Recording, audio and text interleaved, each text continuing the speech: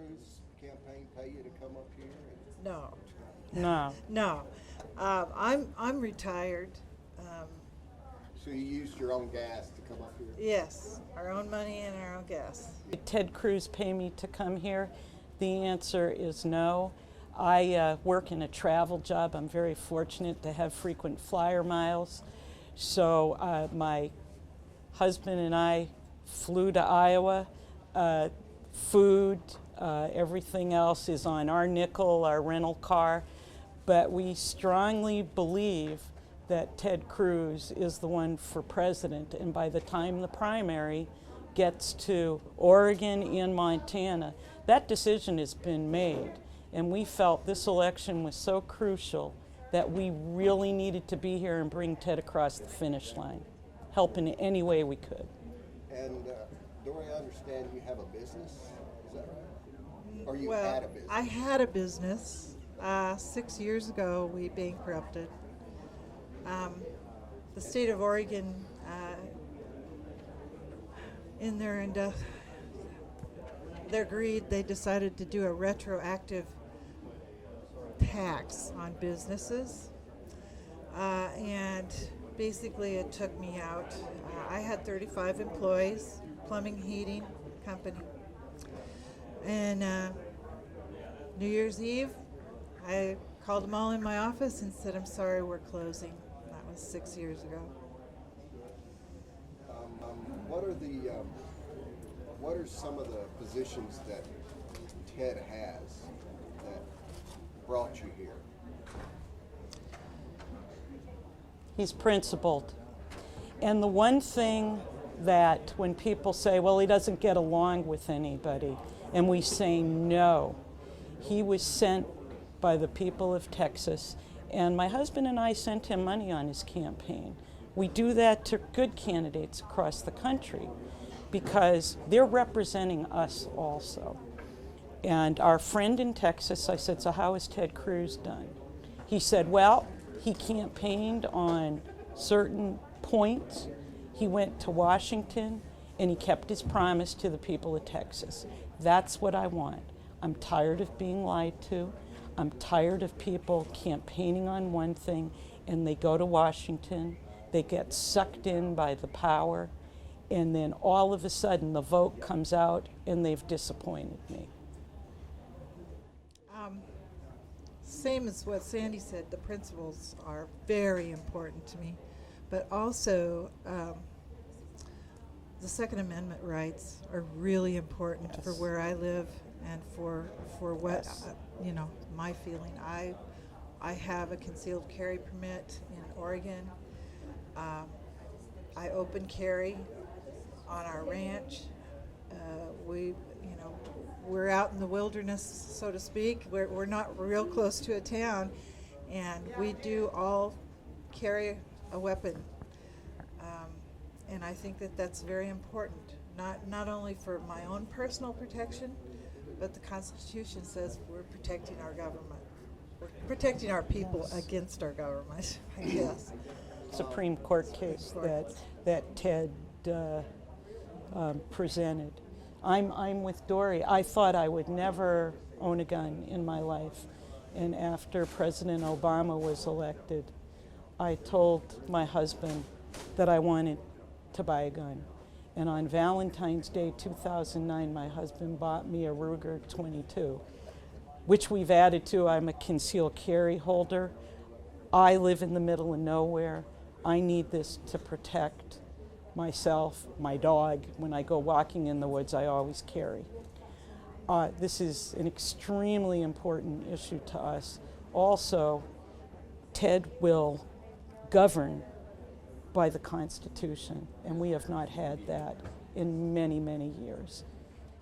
I'm Jewish, and I'm not a real active person. I tell people the organized part of religion is something I'm not real interested in, but I talk to God every day. I'm a person of deep faith, and I truly believe people should have a right to worship God in the way they see fit and not feel threatened by the government that it's going to be shut down. I'm Christian, I was brought up a Protestant Christian.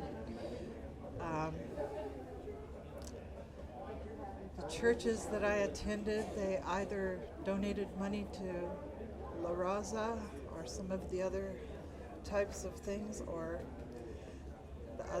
the church I was raised in, they have gone by the wayside as far as the beliefs of the Bible. So I have my own faith, I have my own beliefs. Every morning I get up and look out my window and see the beauty of the world and know that God provided that for us. God provides everything for us. And that's where I'm at with it. Could I add something just on just Ted's message on religion? Yeah, go ahead. I find his message is more inclusive. I find a lot of politicians who are more evangelical. I find that if you're not an evangelical Christian, it seems to be no room in their world. Where Ted is talking about God and what you believe in God, and no matter what that faith is, it's important. So that, I feel I'm included in that, where a lot of the politicians, I don't get that. So I was really not a very politically active person. I grew up in Massachusetts and Rhode Island. My parents voted Democrat. And I found the older I got and the more money I saw being taken out of my paycheck, I started to look at what the Democrats were doing and looking for people who would spend my money wisely in Washington. I had never written my congressman until the TARP debate. And I can remember the day I was driving on Highway 12 through Walla Walla, Washington for work, and I'm listening to either Rush Limbaugh, it was one of the talk shows, and TARP was, it looked like it was going to pass. And I'm screaming at the radio, and I practically ran off the road. When I got home that day, I wrote my congresswoman. And I called my congresswoman, got some poor aide on the phone, and screamed in their ear about not voting for TARP, and why are we saving banks? Why are we picking winners and losers when my husband had lost his job, and we're struggling to sell a house so we can move and he can get another job. So from that point on, I became very aware, very active. I wanted to know what was going on in my state, the states around me. And then Obama was elected. And Dory and I actually met through Glenn Beck's plea that people who felt alone, and we felt alone. We felt nobody cared, nobody listened, that we were just these lone voices, but we all gathered at a hotel to listen to Glenn Beck's message about the 9/12 Project. This is where I met Dory, and I always thank President Obama for introducing me to one of my best friends who I consider a sister. But we found out we weren't alone, that there were people who had the same feelings we did, that we were on the wrong track and we needed to correct it and we needed to be active. Right. That hotel, we were called to action by a couple of ladies on the radio after the Glenn Beck plea. And the radio station that was sponsoring it and sponsoring Glenn Beck at the time, they said, well, you'll just have to do something on your own. And I was advertising. My business at that time was advertising on the radio station. And I went to the station owner and I said, what can I do to get you to support this and to put ads out on the radio? And he said, well, just buy 2 months worth of ads for your company and add $50 and I will do that. Well, we started out in this little tiny tavern that was supposed to be where we were going to meet, well, they started getting phone calls and they're going, we're not going to fit there. We're not going to fit there. So we went to the biggest venue that the city of Salem had for a hotel, which was not very big. And we basically took that over. I mean, it was just incredible. In fact, some of our friends that we've met since that day, they couldn't even get in because the fire marshal had heard about it. The government was coming to shut them down because we had too many people. 250 people, that was it. Can't do it. So they went across the street to a pizza parlor. And they didn't have a TV, so they had to go down the street. And Mike and Marika, they took a pencil and paper and went there and got their names and telephone numbers and any kind of contact so that we could contact everybody that was there at the pizza parlor down the street and at the hotel. And so we started just calling people on the phone and telling them that we wanted to have a meeting, but we didn't really know what we were supposed to do. We just knew we were supposed to get around somebody's kitchen table and make, and talk about what's going on so that we knew we weren't alone. Well, I think we had 350 or 400 names and telephone numbers. And we asked people that were interested in getting involved as the leadership to come to a meeting. And I don't remember, there was maybe 20 there that night in somebody's house. And we sat on the floor, we sat on the stairs, we just sat around this guy's living room and talked about what we wanted to do. And that's how I got into politics. I'm one of the bad ones that just ignored everything because it just didn't want to have to deal with that. I had other things to do. I was raising kids. You're busy. I was making a living. I was employing 35 men as plumbers. I didn't have time for this. Well, I got the call. And through that, we're founding mothers, I guess, is what you call it. And then we had a core group. But our meetings, we would have try to have a monthly meeting. And those meetings were drawing 150 to 200 people at times, depending on the issue. What we elected to do was we incorporated, we had bylaws, we became a nonprofit. And fortunately for us, our nonprofit status came through before all the problems with the IRS. We did not have any difficulty. We had a local lawyer who ran Common Sense for Oregon, who was very helpful in helping us through that process. And my favorite little giveaway that one of our members said he had an idea, and it said, we put it on a bookmark to hand out to people. If 1 million people each did one thing, 1 million things would get done. Because the common question was, what should I do? I don't know what to do.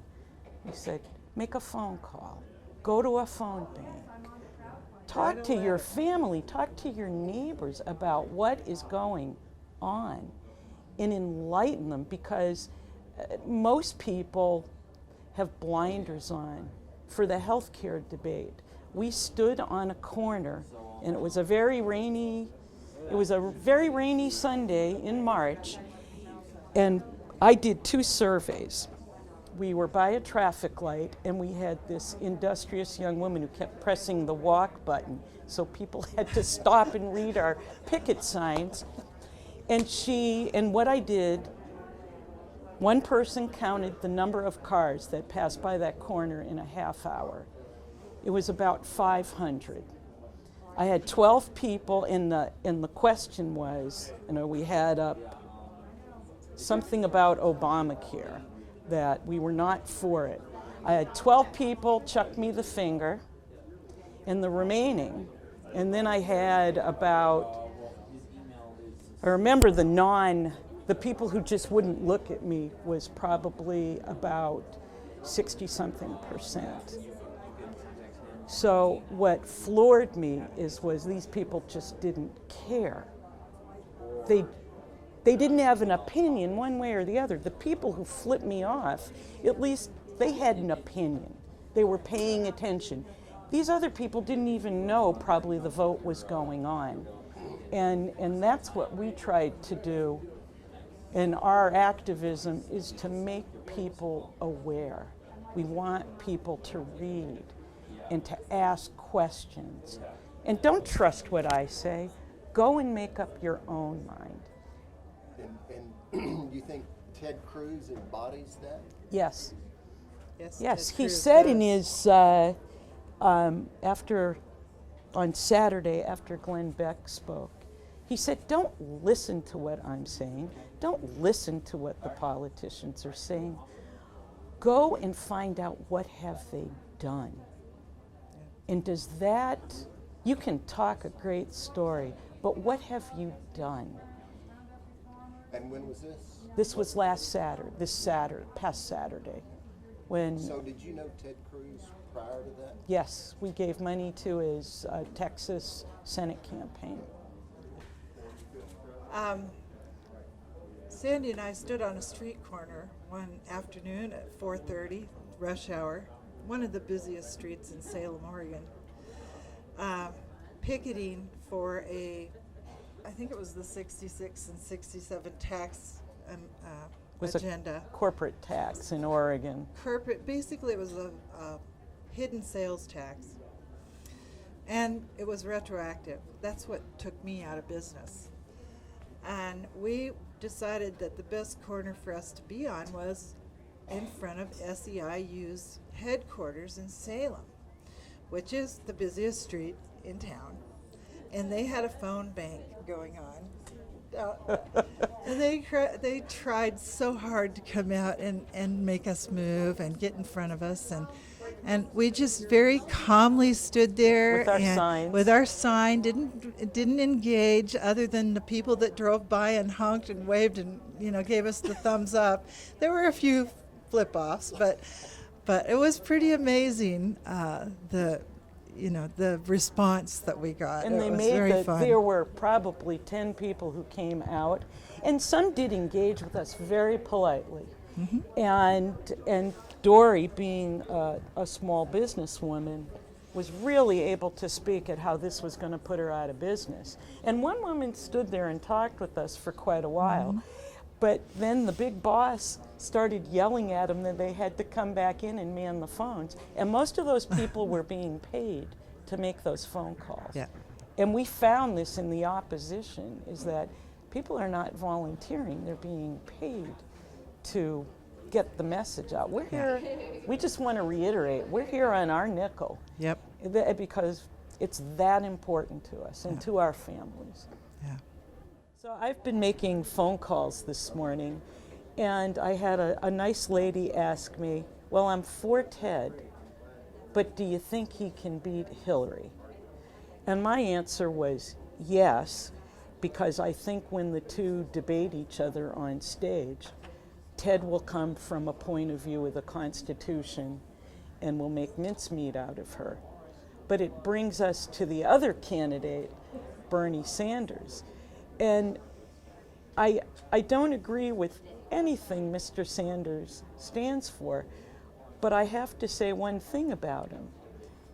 He isn't lying to me. He's telling me exactly what he's going to do, that he's going to tax me 90%, which when I talk to people, I travel a lot in Canada, and they think he's the greatest candidate. And I love to engage with him about that, but at least he's honest. And where Hillary is not, and we've seen time and time again she's not. And especially after just seeing the movie 13 Hours about the 4 people who died in Benghazi, and and then also seeing their families and what their families are going through, and how Hillary has basically called them liars, is unconscionable to me. Mm-hmm. the Benghazi thing came up to me. I was driving, I can't even remember where, somewhere in downtown Salem, and I had Lars Larson on, who's a radio personality in Oregon, and a man called in, and he had him on the show, and he was crying, and he was talking about his son had been killed, and that what he was hearing just didn't make sense, and what was going on. And I listened, and I actually parked the car and just sat there to listen to what he had to say. That was Tyrone's dad, Tyrone Woods, and he lived in Oregon. And because of that conversation with Lars, it came out of the closet. Otherwise, I don't think we would have ever heard about it. I don't think we would have ever known anything about it, except that Lars brought it to our minds. And what happened to those people and what our government did is unconscionable. I don't know how they sleep at night. I honest to God, don't know how they sleep at night.